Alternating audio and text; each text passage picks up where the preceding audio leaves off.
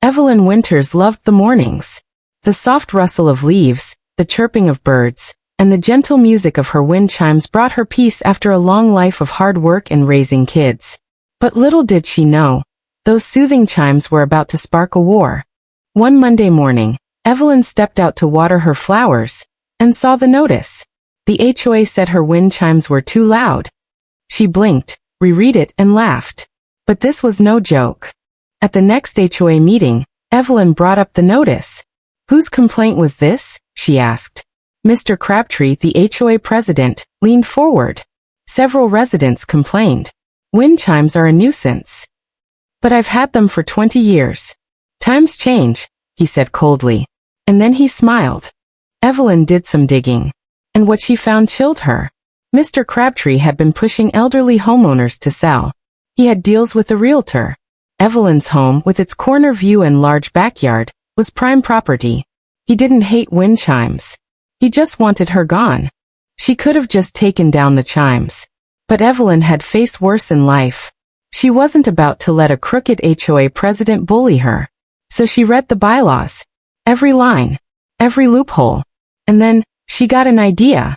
According to their own rules, noise had to be officially measured with a decibel meter by an HOA inspector. Nobody had done that. No meter.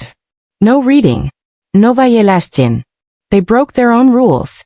It was time to turn the tables. Evelyn wrote a formal challenge to the HOA.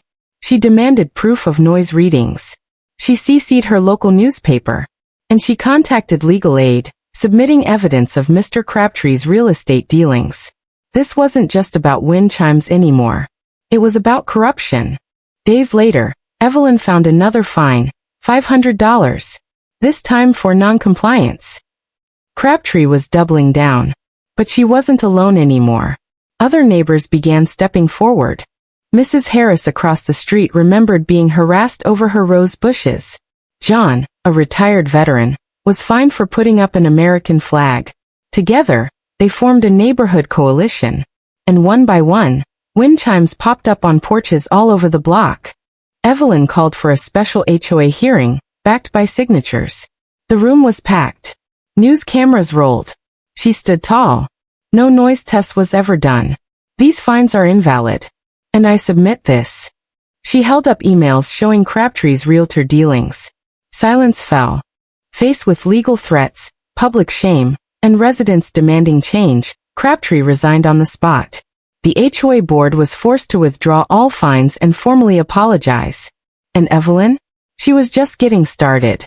3 months later, Evelyn was elected as the new HOA president. She rewrote policies to protect residents, not punish them. She even set up a peace and beauty fund to give free wind chimes to any resident who wanted them. They tried to silence her peace, but she rang louder and stronger than they ever expected. Sometimes a little wind chime can start a mighty storm.